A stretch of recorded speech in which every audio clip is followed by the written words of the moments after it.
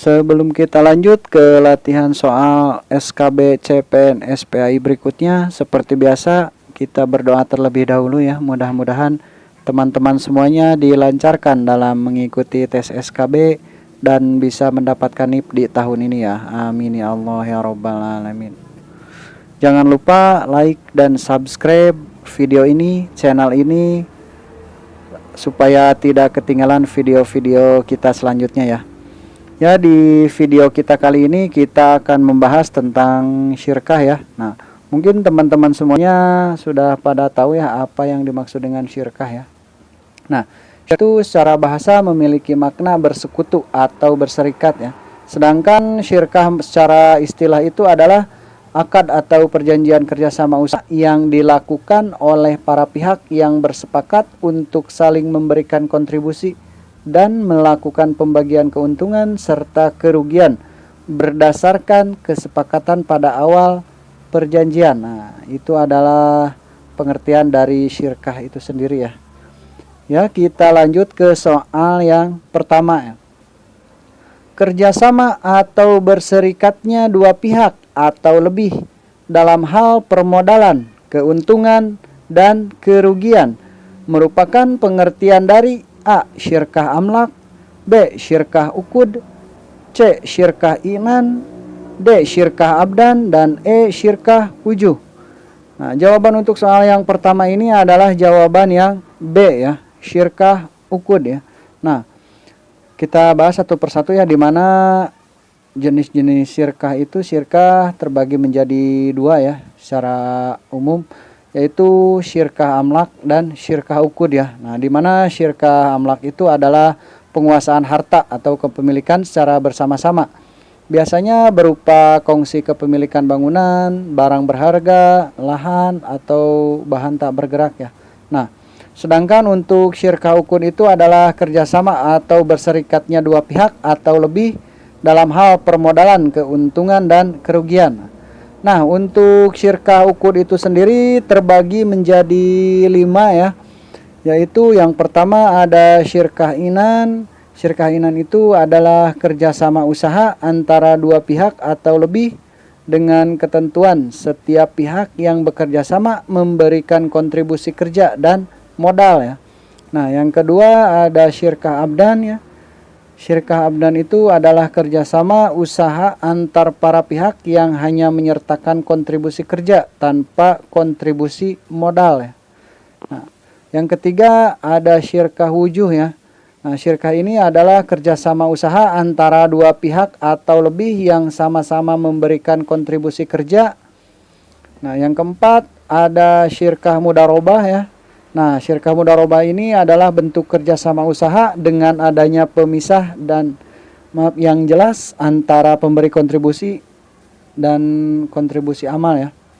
Nah, yang terakhir ada syirkah mufawadoh ya. Nah, syirkah ini adalah penggabungan macam-macam syirkah ukud lainnya ya, seperti syirkah inan, syirkah abdan ya, syirkah wujuh, dan syirkah mudharabah ya.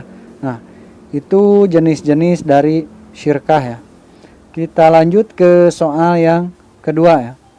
Definisi syirkah berbeda menurut para ahli, akan tetapi mempunyai makna yang sama.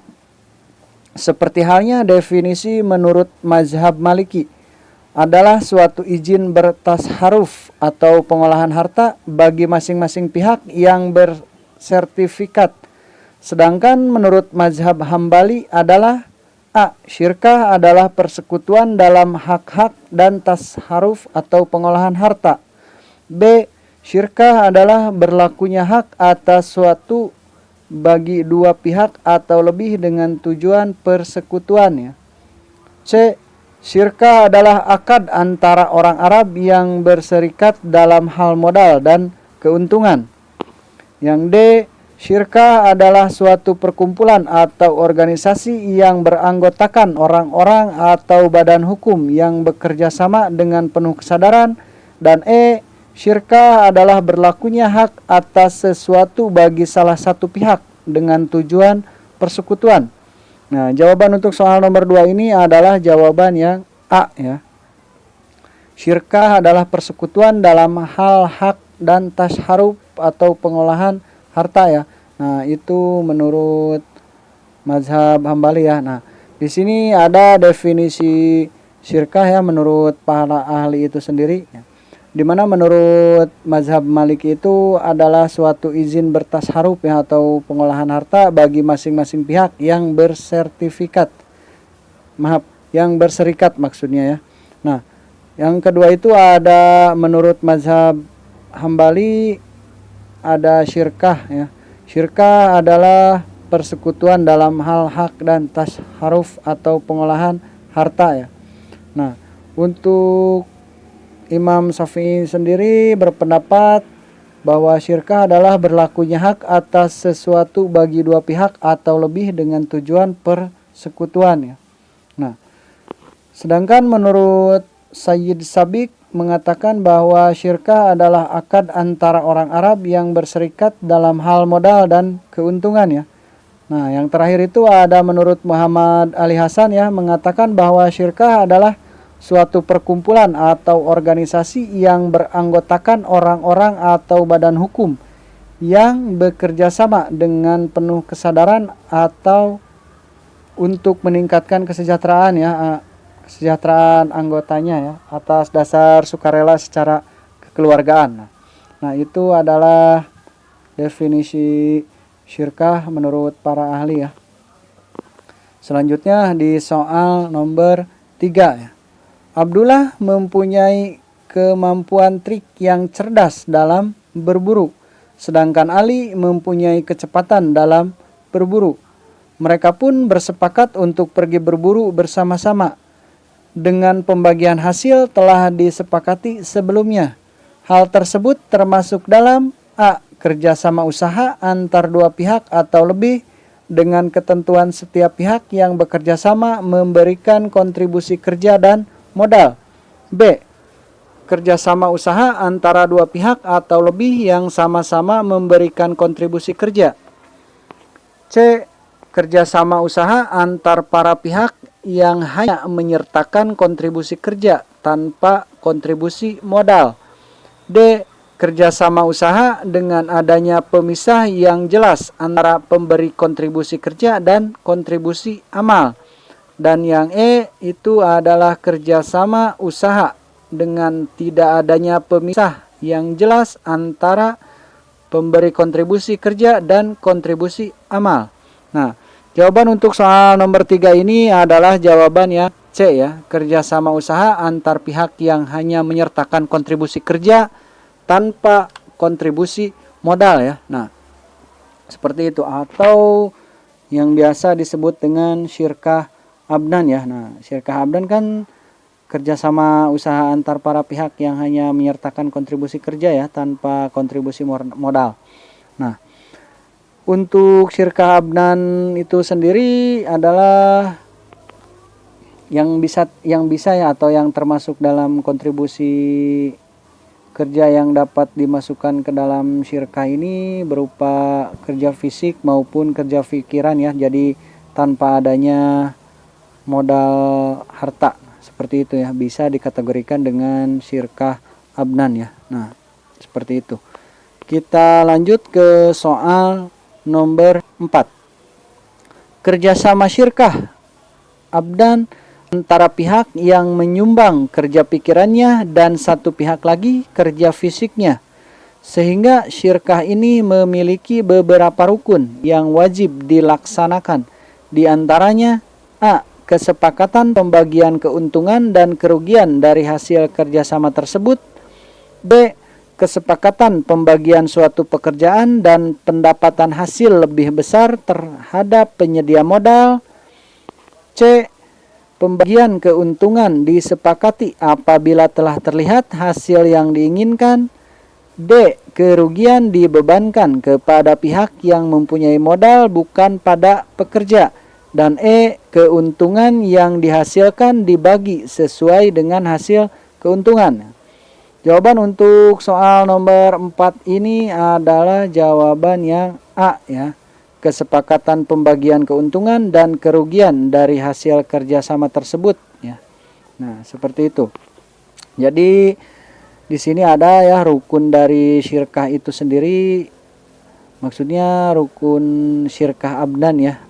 Abdan itu sendiri adalah yang pertama keberadaan dua orang atau lebih yang berakad ya.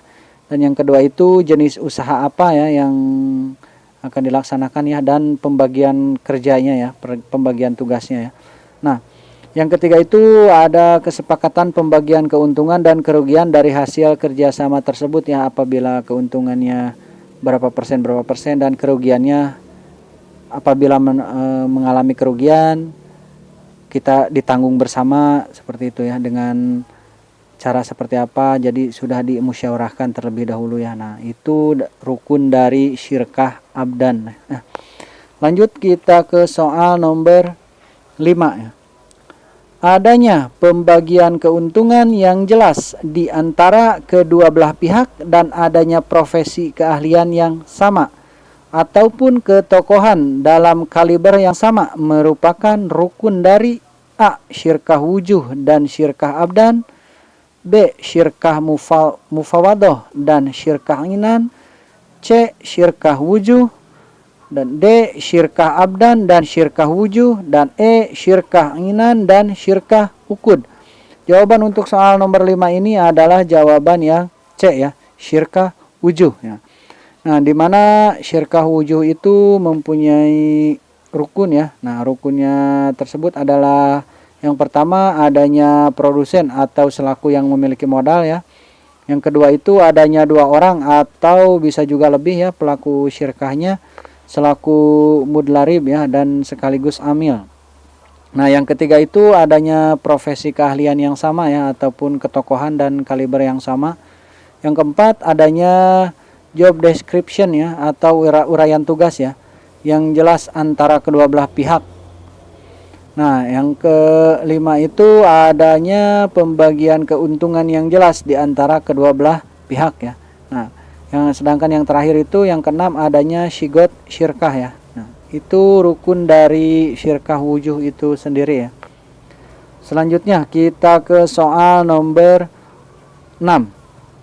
Di samping dari jenis-jenis syirkah yang mempunyai rukun, syirkah secara umum juga mempunyai rukun, yakni kalau misalkan tadi itu kan rukun dari jenis-jenis syirkah ukud ya. Nah, sekarang itu syirkah secara umum ya. Nah, syirkah secara umum juga mempunyai rukun ya. A. Objek akad yang disebut juga ma'kud alaihi dan tidak mencakup pekerjaan ataupun modal. B. Objek akad yang disebut juga ma'kud alaihi mencakup pekerjaan dan tidak mencakup modal. C. Objek akad yang disebut juga ma'kud alaihi tidak mencakup pekerjaan, hanya mencakup modal. D. Objek akad yang disebut juga ma'kud alaihi mencakup pekerjaan ataupun modal. Dan E. Objek akad yang disebut juga ma'kud alaihi mencakup pekerjaan ataupun modal dan pekerja. Nah, teman-teman, untuk menjawab soal seperti ini, teman-teman harus benar-benar teliti ya. Pertama, teman-teman harus teliti dan teman-teman juga harus bisa melihat jawabannya ya, karena jawabannya itu hampir sama, jadi harus benar-benar memperhatikan tiap kata ya. Karena setiap soal-soal seperti ini dan jawaban seperti ini itu biasanya ada sedikit jawaban yang berbeda ya, kata-kata di jawabannya itu ada yang sedikit berbeda ya. Nah, seperti itu teman-teman. Jawaban untuk soal nomor 6 ini adalah jawaban yang D ya. Objek akad yang disebut juga ma'kud alaihi mencakup pekerjaan ataupun modal ya. Nah, untuk rukunnya itu sendiri ya, rukun syirkah secara umum itu adalah kedua belah pihak yang akan berakad atau akidani ya. Persyaratan orang yang akan melakukan akad itu adalah harus memiliki kecakapan ya atau ahli ya, dan melakukan tasharuf atau pengolahan harta. Yang kedua itu adalah objek akad ya, yang disebut juga dengan ma'qud alaihi ya, mencakup pekerjaan ataupun modal ya. Dan yang ketiga itu adalah akad atau bisa disebut juga dengan istilah sigot ya. Adapun syarat sah akad harus berupa tasarruf ya, yaitu harus adanya aktivitas yang berupa pengelolaan ya. Nah, itu adalah rukun syirkah secara umum ya. Jadi ada rukun syirkah secara umum, ada rukun syirkah dari jenis-jenis syirkah ukud ya. Jadi teman-teman harus paham semuanya ya. Lanjut kita ke soal nomor 7 ya. Para ahli fikih berbeda pendapat tentang syirkah abdan, yakni dari kalangan Imam Hanafi, Maliki dan Hambali. Sedangkan Imam Syafi'i melarangnya dikarenakan a. syirkah itu dilakukan tanpa modal harta sehingga tidak akan mencapai tujuannya, yakni keuntungan. B. syirkah itu dilakukan karena menguntungkan sebelah pihak. C. syirkah itu dilakukan karena hanya salah satu pihak saja yang mempunyai modal. D. syirkah itu dilakukan dan memberatkan satu pihak saja. Dan E. syirkah itu dilakukan tidak adanya kesepakatan antara satu pihak dan pihak lainnya. Nah, jawaban untuk soal nomor 7 ini adalah jawaban yang A ya. Syirkah itu dilakukan tanpa modal harta sehingga tidak akan mencapai tujuannya, yakni keuntungan ya. Nah, seperti itu. Jadi Imam Syafi'i itu berpendapat ya, atau mengatakan ya, bahwa syirkah abdan tersebut adalah syirkah yang dilaksanakan tanpa modal harta. Nah, jadi beliau itu berpikiran tidak akan mendapatkan hasil dari syirkah tersebut ya. Dan beliau juga berpendapat bahwa syirkah itu harus dilaksanakan dengan modal harta ya, supaya bisa mendapatkan hasil yang diinginkan. Jadi pada intinya itu Imam Syafi'i berpendapat bahwa yang namanya syirkah itu harus ada modal harta ya. Jadi itu aja kata kuncinya ya. Jadi antara Imam Hambali, Imam Maliki gitu, dan Imam Hanafi itu berpendapat sama ya tentang syirkah abdan ini. Sedangkan untuk Imam Syafi'i sendiri itu melarangnya ya, dikarenakan apa? Dikarenakan beliau itu berpikiran bahwa syirkah harus dilaksanakan dengan adanya modal berupa modal harta. Nah, seperti itu aja patokannya ya. Nah, lanjut kita ke soal nomor 8. Pak Karim mempunyai reputasi yang baik di kampungnya dan Pak Salim merupakan seorang peternak kambing.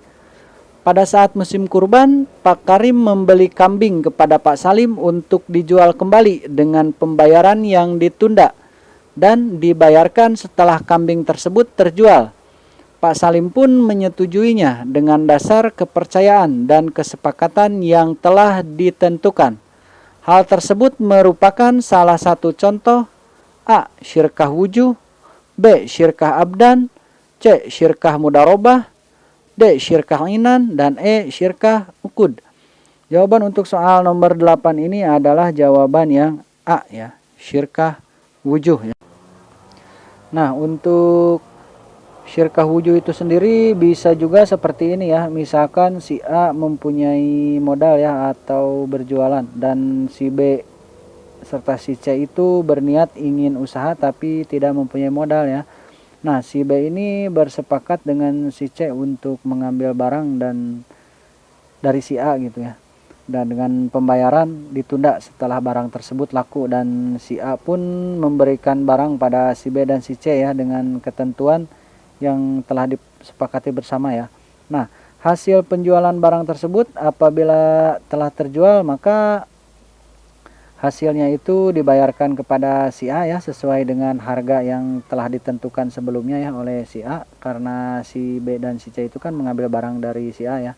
Nah, untuk sisa keuntungan dari penjualan barang tersebut dibagi dua ya, antara si B dan si C ya. Nah, bisa juga seperti itu ya. Jadi pada intinya syirkah ini itu adalah mengambil barang terlebih dahulu dengan dasar kepercayaan ya, seperti itu ya.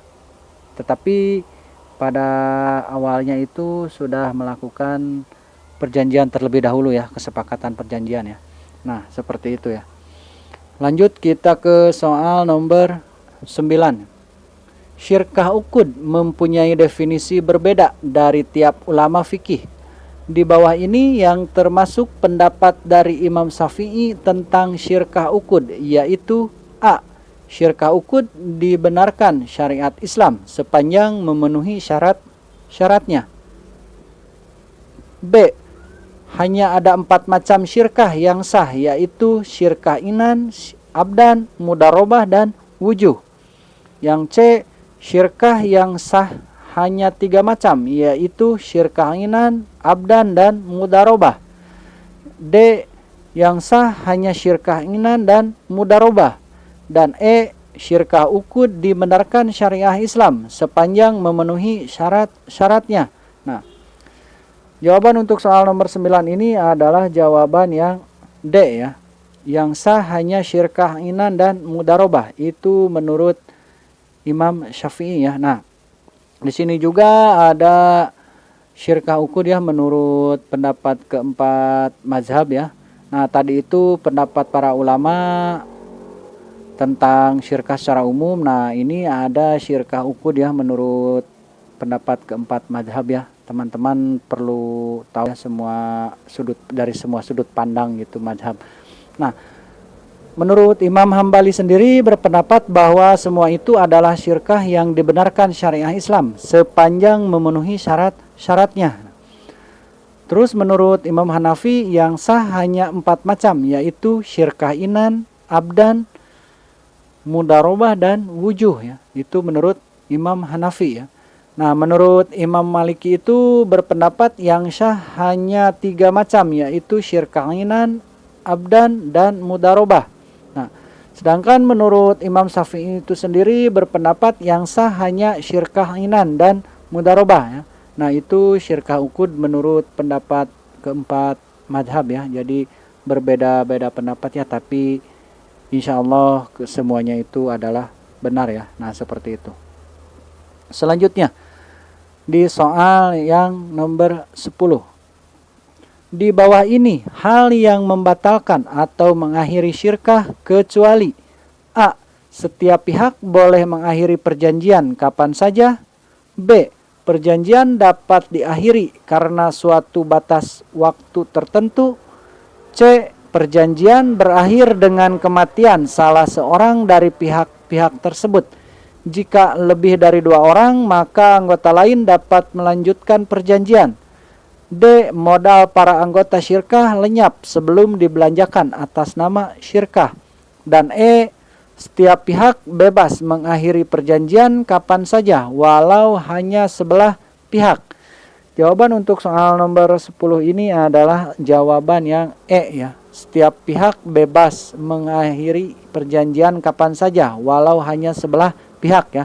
Itu adalah kecualinya. Nah, adapun hal-hal yang mengakhiri syirkah itu adalah yang 4 tadi ya. Setiap pihak boleh mengakhiri perjanjian kapan saja. Yang kedua itu perjanjian dapat juga diakhiri karena suatu batas waktu yang sudah ditentukan ya. Yang ketiga, perjanjian berakhir dengan kematian salah seorang dari pihak-pihak tersebut. Akan tetapi apabila anggota tersebut lebih dari 2 orang ya, maka anggota lain dapat melanjutkan perjanjian tersebut. Nah, yang keempat itu modal para anggota syirkah lenyap sebelum dibelanjakan atas nama syirkah ya. Nah, itu hal-hal yang bisa mengakhiri syirkah ya. Ya, mungkin itu saja video pembahasan kali ini. Apabila ada jawaban yang kurang berkenan dengan teman-teman, mohon dicantumkan di kolom komentar, kita bahas bersama-sama. Mohon maaf masih banyak kekurangan di video kali ini dan video-video saya sebelumnya. Jangan lupa like dan subscribe, bagikan jika video ini bermanfaat. Terima kasih.